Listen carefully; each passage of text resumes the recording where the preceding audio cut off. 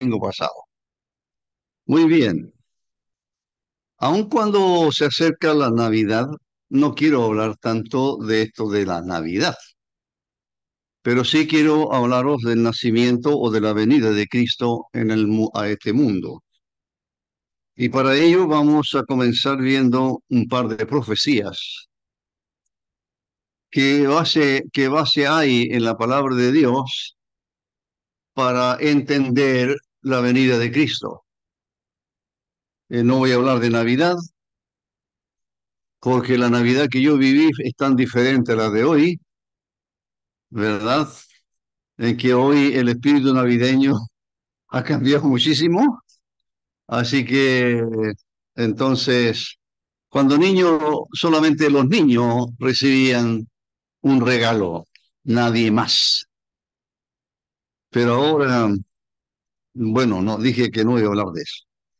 Entonces, en esta introducción, quiero leeros con ustedes, vamos a leer juntos Mateo, el Evangelio según Mateo, el capítulo 1 y el capítulo 2.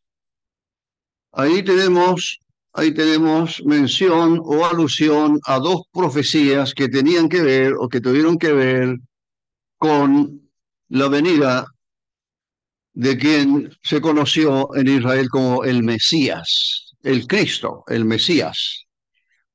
Así, eso vamos a mirar. Mateo capítulo 1 dice el versículo 18. El nacimiento de Jesucristo fue así. Estando desposada María, su madre, con José, antes que se juntasen, se halló que había concebido del Espíritu Santo. José, su marido. Me detengo aquí porque en realidad no estaban casados todavía. Uno podría decir, como el día de hoy, estaban comprometidos, ¿ya? Eran novios. Así, por lo tanto, no convivían como marido o mujer. Y en eso instante María, y conocemos por Lucas qué es lo que pasó, pero aquí se trata de lo que el Señor habla con José y luego lo que va a suceder en otra profecía en el capítulo 2 en la visita de aquellos magos de Oriente que llegaron a Jerusalén. Así que el versículo 19 no hay detalles. Si María le dijo, estoy embarazada, o de qué otra forma pudo José darse cuenta. Versículo 19, lo que el versículo 19 dice es que nos presenta a un hombre, aquí se llama un hombre justo, pero es un hombre que no va a hacer daño alguno a quien es su novia. Él tenía todo el apoyo de la ley para acusarla ante las autoridades judías, ante el Sanedrín, qué sé yo, acusarla de esto que había cometido, de tener relaciones con otro hombre que no era él y que era su prometida y estaba embarazada. Así que era un asunto difícil. Difícil para José, por supuesto difícil para María. ¿Cómo explico esto? ¿Cómo explico esto? ¿José me va a creer? Difícil.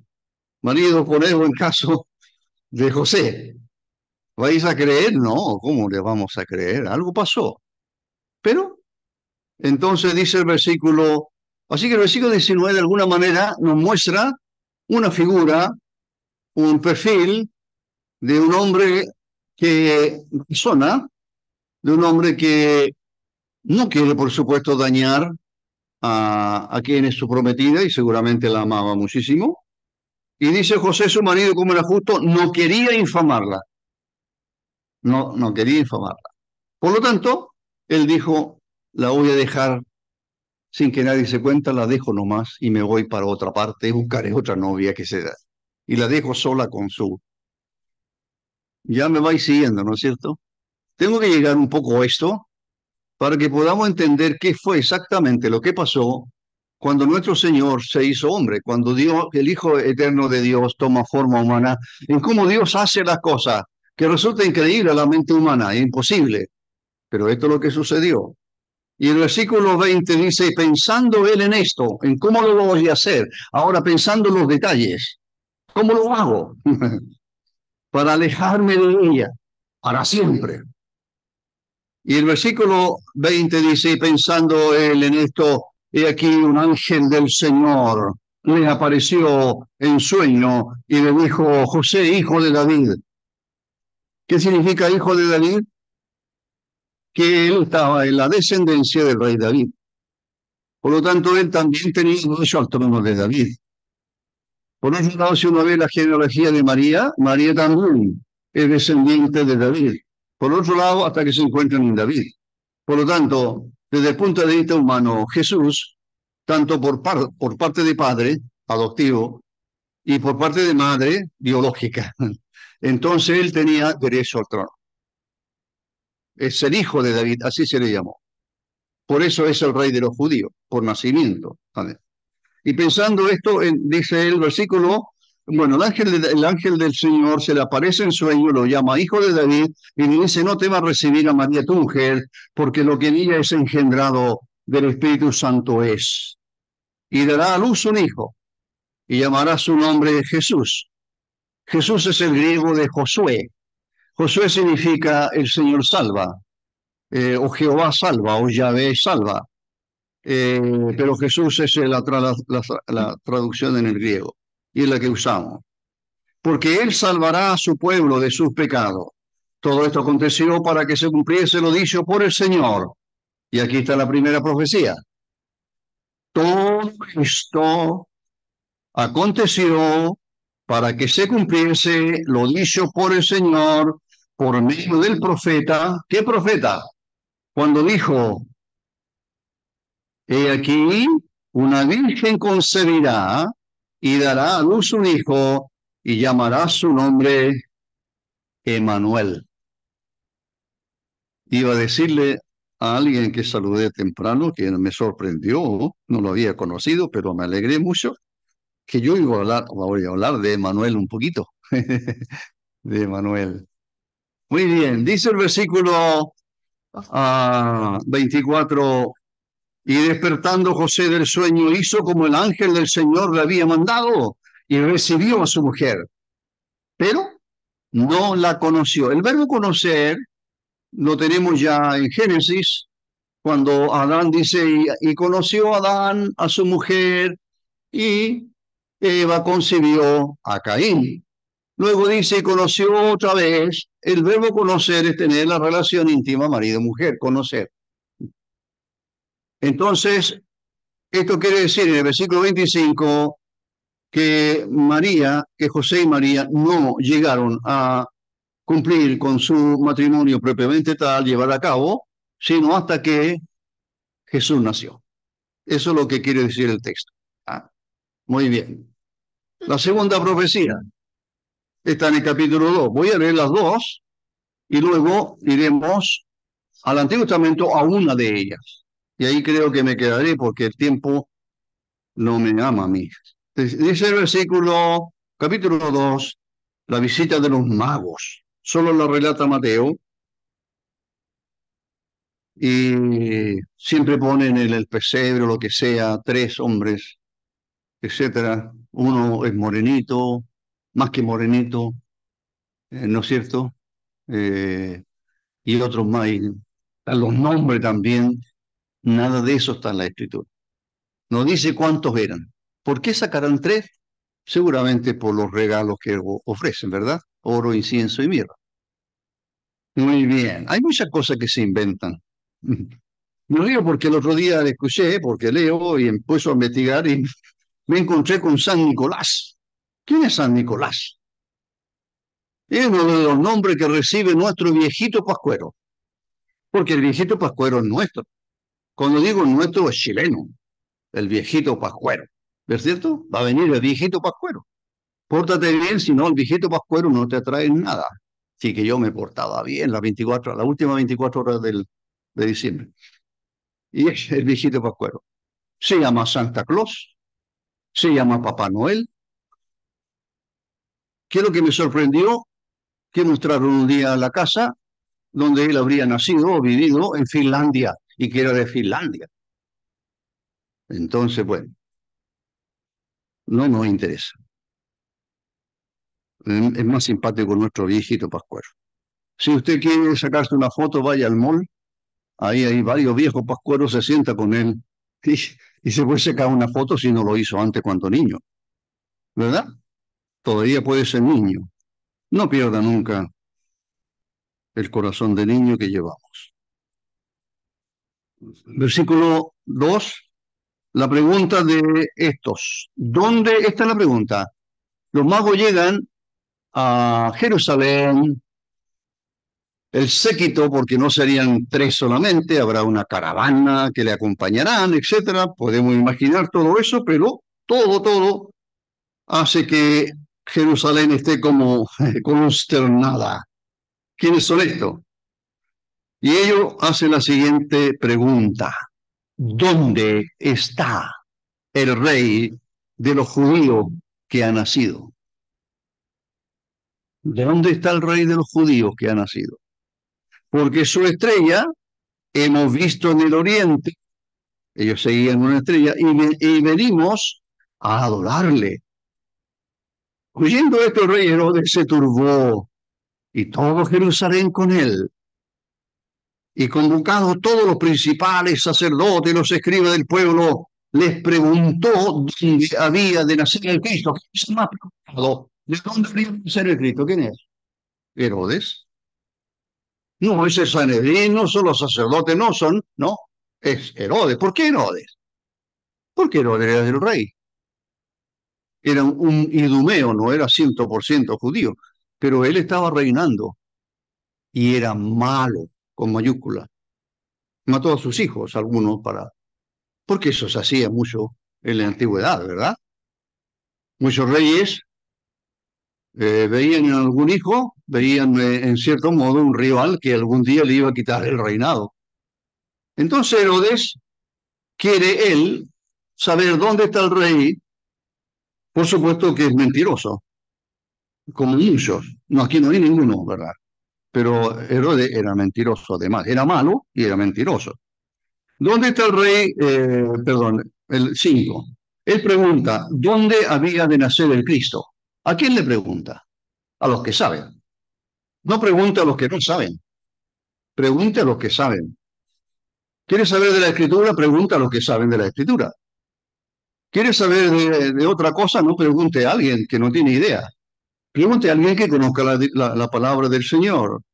Y entonces ellos dicen, y convocados todos los principales sacerdotes y los escribas. Yo pensaba que solamente los escribas, pero están metidos los sacerdotes. ¿Por qué los escribas? En alguna vez expliqué que los escribas eran los más conocedores de la palabra de Dios. Se llamaban los doctores de la ley. Eran los mejores, los que más conocían eh, la palabra del Señor. Y los escribas del pueblo, y les preguntó a los sacerdotes y a los escribas, ¿dónde había de nacer el Cristo? Él fue a la fuente correcta del conocimiento de Dios. Y eso eran los escribas y también los sacerdotes. Así que ellos le dijeron, en Belén de Judea, porque así está escrito por el profeta, y tú, Belén de la tierra de Judá, no eres la más pequeña entre los príncipes de Judá, porque de ti saldrá un guiador que apacentará a mi pueblo, Israel. Entonces Herodes, llamando en secreto a los magos, indagó de ellos diligentemente el tiempo de la aparición de la estrella, y enviándolos a Belén, dijo, id allá y averiguad qué diligencia acerca del niño, y cuando le halléis, hacémoslo saber, para que yo también vaya y le adore. Y no habiendo oído el rey, se fueron, y aquí la estrella que habían visto, y se fueron por otro camino, y no fueron a Herodes, porque fueron avisados, no vayan a Herodes. Muy bien. ¿Cuántas profecías hay aquí? Cumplidas. Dos. ¿Dónde están? Por supuesto, en el Antiguo Testamento. Voy a tratar la primera de ellas nomás, solamente la primera de ellas, la que leí primero. Ahora, la de los magos es interesante, las dos son interesantes, porque mire, eh, quienes conocen la palabra de Dios, según todo el Antiguo Testamento, son los escribas. Cuando Nehemías viaja a Jerusalén para reconstruir la ciudad, porque el templo ya había sido de alguna manera edificado o arreglado después de la destrucción ocurrida con los babilonios o babilónicos. Entonces vino Nehemías y en un momento dado Edras era un escriba, aunque también creo que era hijo de sacerdote, pero Edras era un conocedor de la palabra de Dios. Y Nehemías, aunque era como el líder en la reconstrucción, lo que Nehemías hace es pedirle a Edras que traiga el libro y lo lea a toda la congregación. Así que insisto en aquello. Enseñar la palabra de Dios significa, por supuesto, quienes lo hacen aquí, significan mucho tiempo de estudio. Yo mencioné el otro día, en una de mis conversaciones, creo, con los profesores de la inteligencia artificial. Han oído de inteligencia artificial, ¿verdad? No sé si algunos la estarán usando. Supe de alguien que la está usando para buscar mensajes. No aquí, menos mal. No aquí. Espero que no aquí. Se están riendo algunos por acá. Puede ser, no sé, yo estoy sospechando ahora. Pero la inteligencia artificial, mire, les voy a contar algo. Estando en Santiago hace meses atrás, en un anterior viaje, no el último, un sobrino me dijo, pero tío, me dijo, usted la inteligencia, y me habló maravilla de la inteligencia artificial. Me dijo, usted quiere preparar mensajes y de todo, usted puede preparar un mensaje, ¿sí? Claro, dígame, ¿de qué quiere hablar? ¿De qué quiere saber? Lo que usted quiera. Ya le di un título, algún tema. Y se pone en el notebook. 5 minutos, aquí está el mensaje. Y yo casi me desmayo. 5 minutos, casi 5 o 10 minutos, y el mensaje está listo. ¿Y por qué estudio tanto? ¿Y por qué te oí horas y día estudiando la palabra de Dios cuando tengo la inteligencia artificial? Y llegué a la siguiente conclusión. Eso es para los flojos. Usted no está de acuerdo conmigo, pero para los flojos. Porque la palabra de Dios, ¿de dónde la saca la fuente?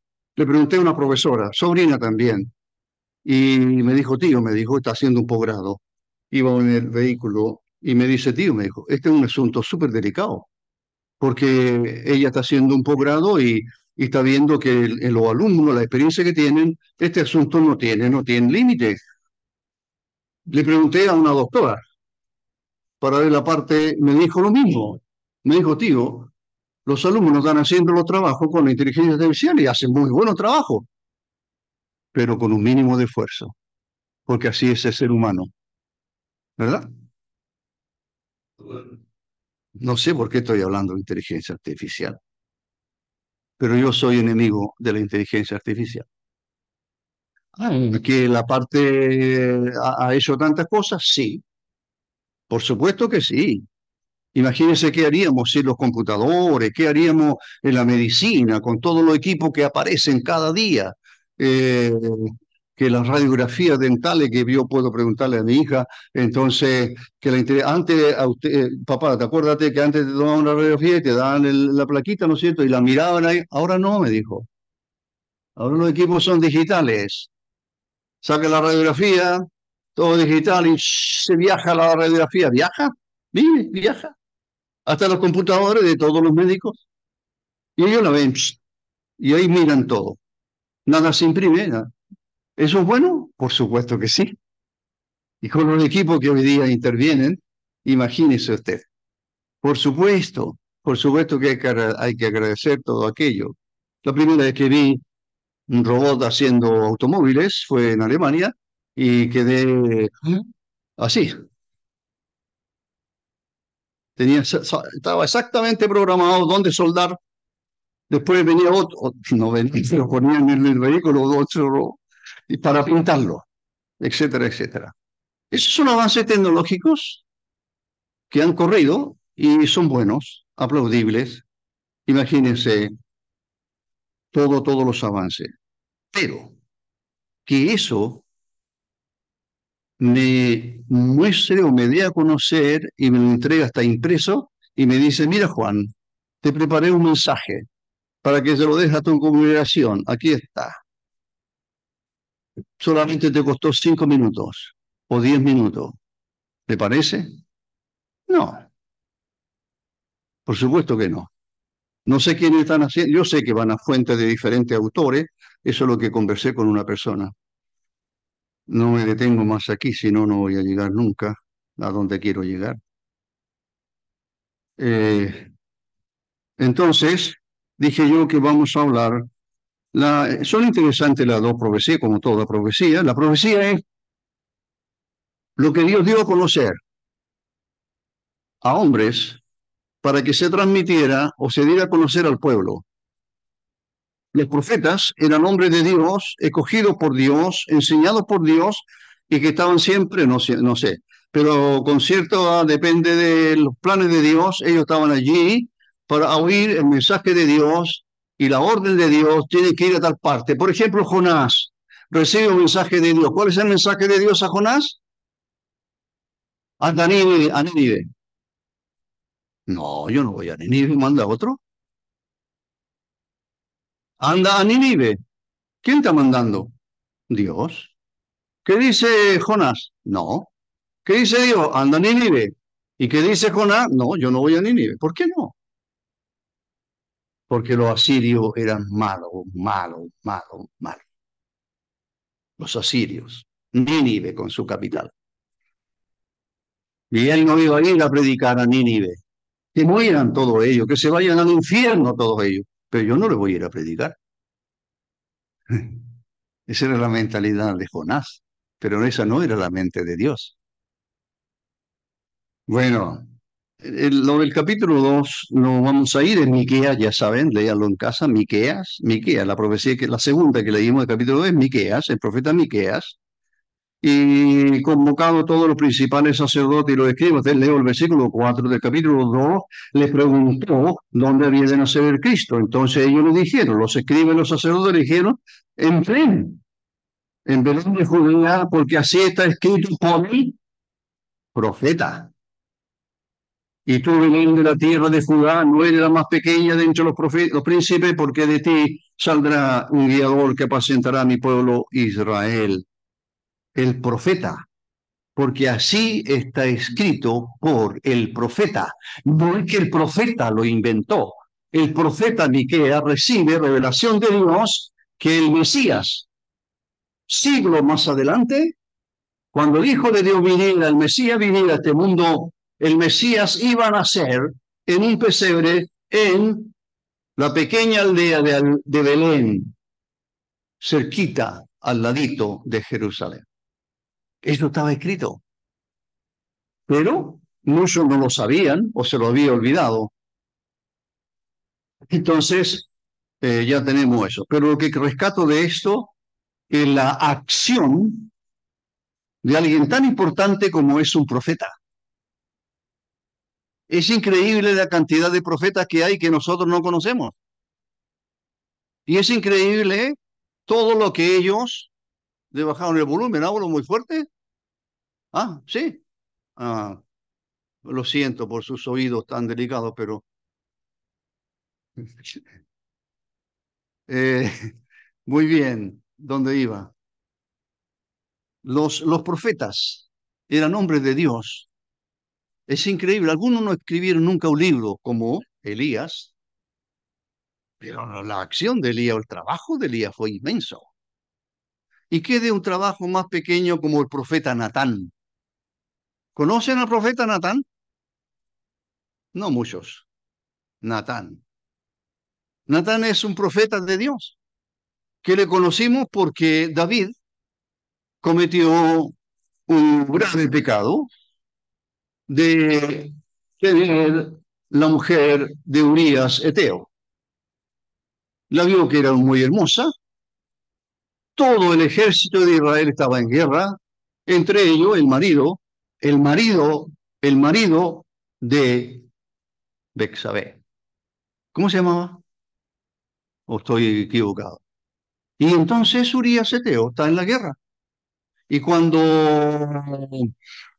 David vio a esta mujer, uff, ¿qué me impide tomarla yo también por mujer? Es el rey. Y entonces se la llevó a casa. Bueno, ya conocen la historia. Pero ¿sabe lo interesante? Yo admiro a Natán. Realmente es uno de los tantos personajes bíblicos que me agrada. Realmente para mí es un ejemplo de sabiduría, es un ícono, diría alguien, un ícono de realmente cómo proceder con tacto. A veces decimos las cosas y no tenemos tacto para decir las cosas, pero este Natán es increíble, porque va a donde David y le dice a David y le cuenta una historia bien tierna, ¿verdad? Sí, la historia es muy tierna. Había un hombre rico que tenía tantas miles de ovejas y animales. Y había un vecino por ahí, una persona que tenía una sola ovejita. ¿Se acuerdan? Así es. Después le cobro por contarle esta historia porque tienen que saberla de memoria. Y entonces Natán le dice, y había un hombre que tenía una sola ovejita y la amaban tanto que era como una hija. Así como yo veo algunos vecinos que salen con sus perritos, uy, no se lo pueden tocar sus perritos, lo llevan en brazos y si hace frío le ponen un abriguito. Uh, es lo máximo el perrito. Lo cuidan más que un bebé. Y yo aprendí por la escritura que los perros están fuera. Pero bueno, eh, bueno, si usted tiene un perrito, no se preocupe de mí, disfrute su perrito. Han querido regalarme un perrito y digo, no. Gatito, menos, por favor.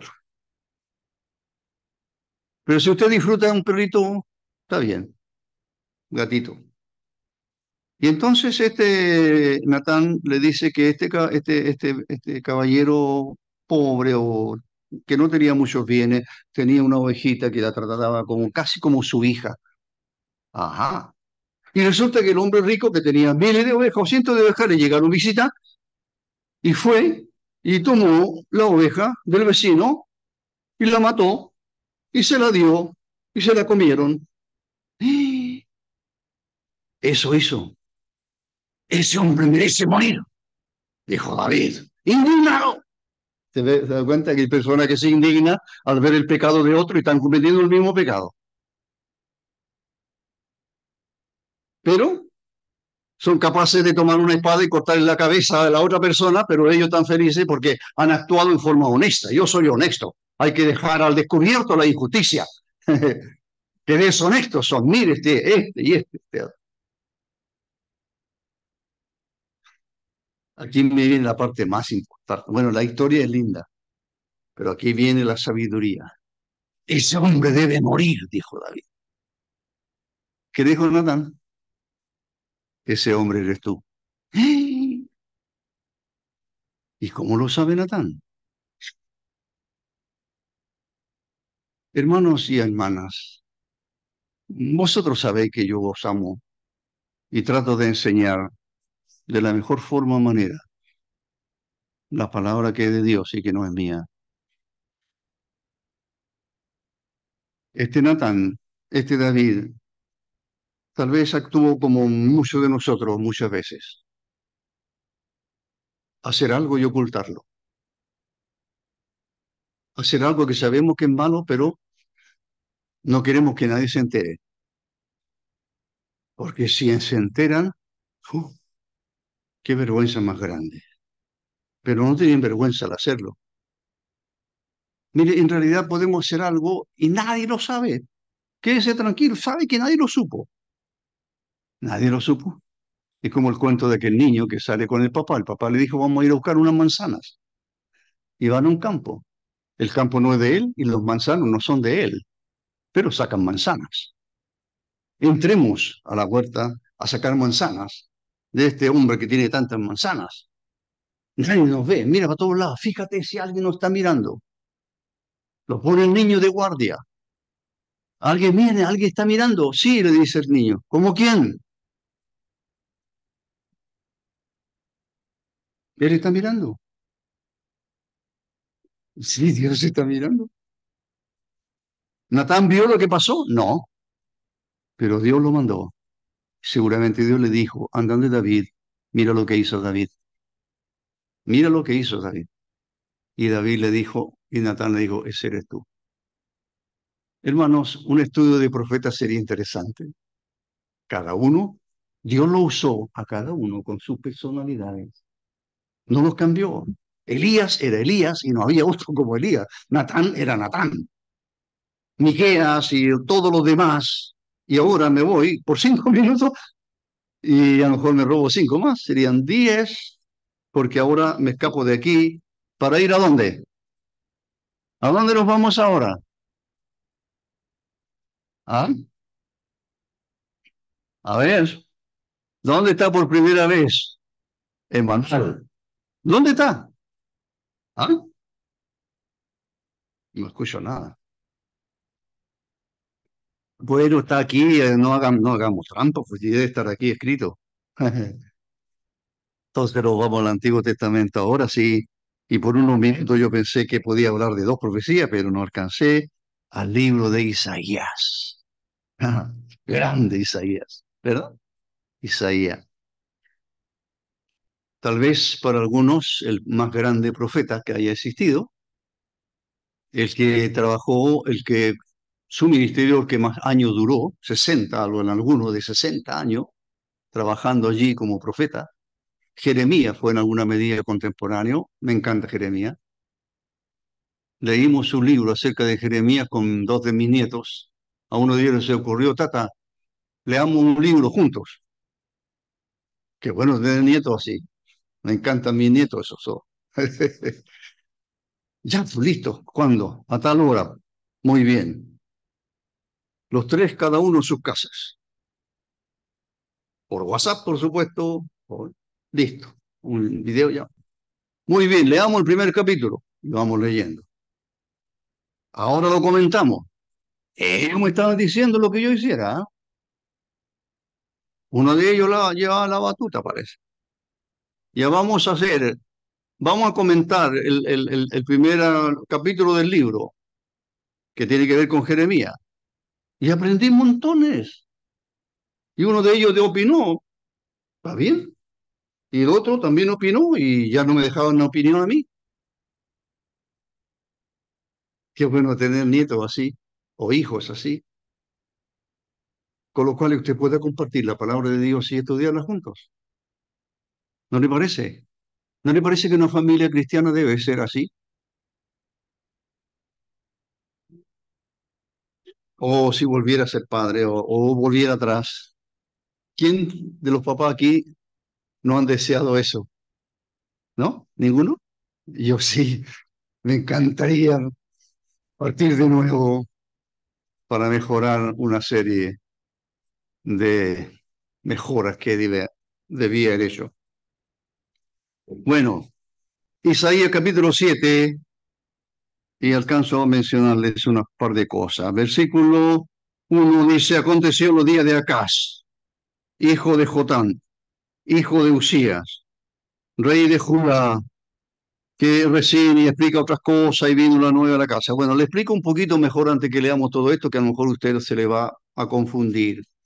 Acaz es uno de los reyes no de Israel, ya están separados.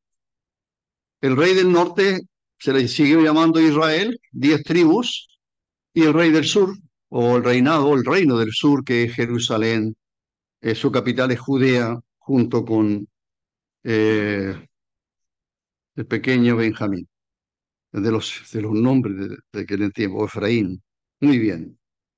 ¿Qué pasó en esta época aquí que aparece Isaías? Lo que aparece aquí es que el rey de Siria, no Asiria, un poquito de geografía, ¿verdad? Vamos a hacer un poquito de geografía. Ahí está el país de Israel, que ha estado en la noticia todos los días por Gaza, por Hamas. Y entonces, arribita en el norte, lo primero que te encuentra ahora es el Líbano, pero en aquel entonces, sí, Líbano estaba, pero era Siria. Y Siria eh, fueron enemigos de Israel. Y más arribita, más al norte, pero tira un poco a la derecha en el mapa, mirándolo está el imperio asirio. Asirio. Eran malos también, asirios. Entonces el rey, los sirios, no los asirios, los sirios, junto con Israel, imagínese Israel, hacen alianza para atacar a Jerusalén, al reino del sur. Y ahí está el rey Acaz. Por eso le cuento esto, para entender un poco y sumergirnos en lo que está ocurriendo. Entonces Acaz es el rey de Judá, es el rey, está en Jerusalén, donde está el templo. Y el rey el norte es otro. Y este rey del norte hace alianza con el rey de Asiria para invadir Jerusalén. Mire, y acá dice, y la consejería le dice, lo más aconsejable, rey, es que tú hagas alianza con el rey de Asiria. Ah, mire, el pueblo de Dios a donde llegó. Se da cuenta cómo a través de los años, incluso hoy, con el llamado cristianismo, cómo se llega a hacer y buscar las ayudas en la parte, bueno, usted conoce esa palabrita pituto y todas esas cosas, ¿verdad? Usted nunca lo ha usado. A veces se usan. Bueno, aquí está Acaz. Y entonces el Señor manda, voy a leer aquello. Versículo 3, entonces dijo Jehová a Isaías, el profeta no hace nada si Dios no le ordena nada, que lo que tiene que hacer y a dónde tiene que ir, el profeta. El profeta es un hombre que vive para Dios, que hace lo que Dios le dice que tenga que hacer. Si tiene que viajar a Nínive, irá a Nínive. Si tiene que ir a tal parte, irá a tal parte. Entonces dijo Jehová a Isaías, sal ahora al encuentro de Acaz, el rey de Acaz, y Seal Jasub, tu hijo. Es una cosa que me sorprendió estos días estudiando. ¿Por qué? ¿Por qué va con su hijo? Jasub. Qué interesante, el profeta trabajando con su hijo. Su hijo lo acompaña. Oh, oh, parece que tengo que dejarlo hasta por aquí, ¿no es cierto? Y no voy ni en la mitad.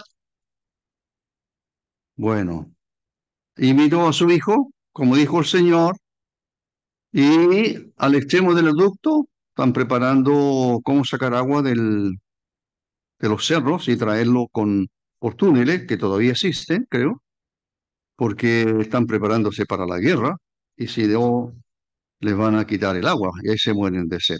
El 4, y dile, guarda y repósate, no temas ni se turbe tu corazón a causa de estos dos cabos de tizón que humean. Así Dios trata, así Dios califica, así Dios define al rey de Siria y al rey de Israel, que quieren atacar Jerusalén. Y Acaz está escuchando lo que Dios dice de estos dos en boca de Isaías. Eh, Vamos contra Judá, están los planes, etcétera. Sigue hablando. Interesante lo del 10, habló también Jehová a Acaz. ¿Cómo cambia un poco? Habla Isaías, yo creo que sigue hablando Isaías, pero aquí se remarca algo interesante y con eso mejor me quedo. Aquí se recalca algo interesante que a veces a lo mejor lo pasamos por alto. Y Dios habló con Acaz. Bueno, Dios estaba hablando con Acaz y a través de Isaías, y sigue hablando a través de Isaías con Acaz. Dios tiene un mensaje para Acaz. Vamos a hablarlo mejor el próximo domingo. Lo que le va a decir. Pero hermano, dejo esto para vuestra meditación. En realidad, el profeta lo que he estado diciendo, hoy día el enseñador, el predicador, no es sino un instrumento en las manos de Dios para enseñar la palabra de Dios. No está para predicar lo que él quiera predicar, no está para decir lo que él quiera decir, no está para cambiar lo que le gustaría cambiar. Tiene que guiarse por la palabra de Dios. Si no está en la palabra de Dios, por favor, olvídese entonces. Y entonces lo que se recalca aquí es que dice que Jehová o Dios eh, dirá ahí, por ahí dirá a Adonai Yeshua, creo, no, no es Adonai Yahvé, Adonai Yahvé, ahora sí. ¿Qué es lo que está diciendo el pasaje? Dice que el Señor habló a Acaz. No es que apareció el Señor, sigue hablando seguramente por boca de Isaías, pero a mí me llama poderosamente la atención, como decía un predicador años, siempre usaba esa palabra, me llama poderosamente la atención. ¿Qué cosa? Que la palabra diga, que Dios diga aquí, que es Dios el que está hablando con acá. No es Dios el que habla al corazón nuestro. Bueno, está escrito. No es Dios el que me enseña. No es Dios el que proclamó el Evangelio cuando estaba perdido. ¿No es Dios el que interviene en nuestras vidas? ¿No es Dios el que tiene el control de todas las cosas? Uno de los problemas de acá, ¿sabe cuál es? No confiar en las promesas de Dios. No.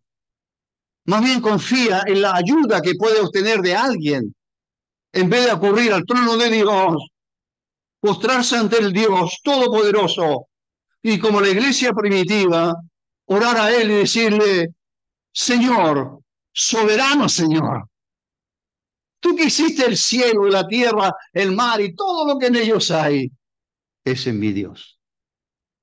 Y acá no está tomando en cuenta lo que Dios es para Israel y para su propia vida y para su reino. Hermanos, jamás olvidemos quién es Dios para nosotros. Jamás. No tiene sentido la vida sin Dios. Usted puede vivir la vida que quiere, pero si Dios no está allí, entonces está perdiendo su vida. Que el Señor les bendiga.